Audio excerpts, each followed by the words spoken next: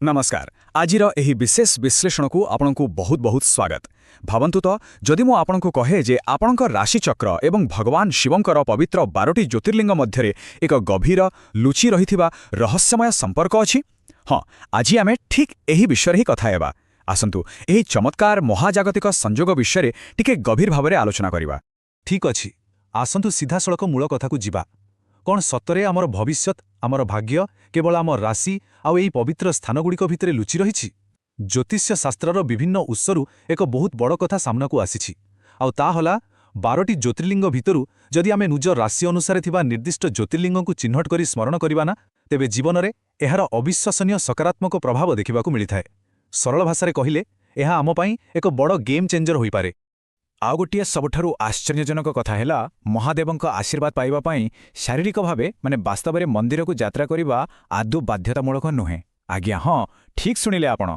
उत्सगुड़िक कहूछि जदि आमे ब्रह्म मुहूर्तरे माने खूब भोररू उठी मने मने निज राशि सह जड़ित ज्योतिर्लिंग को स्मरण करू, तेबे घरे बसी मध्य सेही समान अपार आध्यात्मिक लाभ मिली पारिबो।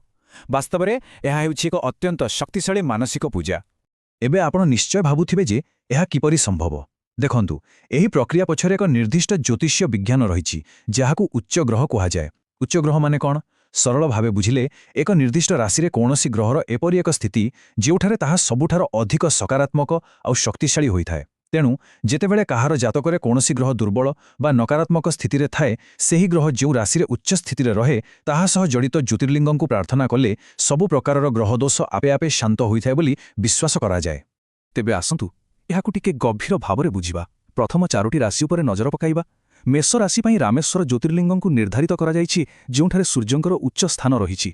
सेहीपरि वृष राशिर संपर्क हेउछि सोमनाथ ज्योतिर्लिंगक सह, जहा सीधासळख चंद्रंक सह जड़ित। एबे आसिला मिथुन राशि। एमानंक पई नागेश्वर, जेउठी राहु निजर रहस्य एवं पराक्रम प्रदान करंती। आउ कर्कट राशि पई रहिछंती ओंकारेश्वर, जहा बृहस्पतिंकर उच्च स्थान अटे।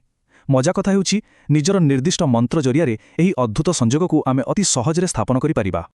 अच्छा, एबे टिके द्रुत गतिरे परवर्ती 4टी राशि आड़कू आगेबा।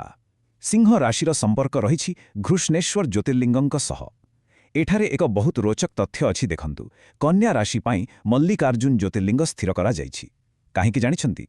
कारण एहा बुध ग्रहर उच्च स्थान, जहा आम व्यवसाय एवं बुद्धि को परिचालना करिथाए। तापरे तुला राशि पई उज्जैनर प्रसिद्ध महाकालेश्वर, जहा न्यायर प्रतीक प्रभु शनिंक स्थान अटे। एवं बिछा राशिर व्यक्ति मानंक पई वैद्यनाथ ज्योतिर्लिंग को चिन्हट करा जाइछि।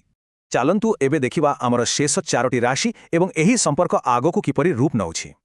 धनु राशि पई काशी विश्वनाथंक विशेष महत्व रहिछि, कारण एहा केतुंक उच्च स्थान, जहा आम आत्मा को मुक्ति प्रदान करिथाय बोली कुहा जाय।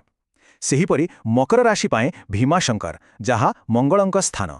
कुंभ राशि पई केदारनाथ, एहा सेही स्थान जोठारे अंधकार दूर करुथिबा शनि एवं राहुंक अवस्थान रहिछि। आउ शेषरे मीन राशि पई त्रयंबकेश्वर, जहा शुक्र ग्रहर उच्च स्थान अटे। एबे एते सबु कथा आलोचना करिबा परे सबुठारु गुरुत्वपूर्ण प्रश्न हेउछि एही ज्ञान को आमे हमर दैनन्दिन जीवन रे किपरि प्रयोग करिबा। देखंतु, एहार नियम बहुत ही सरल। सकाळु ब्रह्म मुहूर्तरे माने सूर्योदय पूर्वरु उठंतु, तापरे निज राशि अनुजाई सेही निर्दिष्ट ज्योतिर्लिंगंक उपरे मानसिक ध्यान केंद्रित करंतु आउ निजर निर्दिष्ट मंत्र जप करंतु। बास एतिकी ही। एही आध्यात्मिक एवं महाजागतिक शक्तिर समन्वय आपण निज घरु ही आरंभ करि पारिबे। बाहर को जाई कोनोसी टिकेट काटी शारीरिक यात्रा करिवार कोनोसी आवश्यकता नाही। तेणु शेषर एक बहुत बड़ प्रश्न मन को आसुछि, प्रकृत भक्ति एवं समर्पण पई दूरता कौन सतरे कोनोसी प्रतिबंधक सृष्टि करिपारे? आजिर एही संपूर्ण विश्लेषणरू गोटिए कथा पूरा स्पष्ट जे आंतरिक ध्यान एवं मानसिक संयोग ही सर्वोपरि। आपण निजे चिंता करी देखंतु तो आसंताकाली सकाळू एही मानसिक पूजार अभ्यास आरंभ करिबा निश्चित रूपे आपणक पई एक चमत्कार एवं शांतिदायक अनुभूति होइपारे। थरे चेष्टा करी देखिबे निश्चय।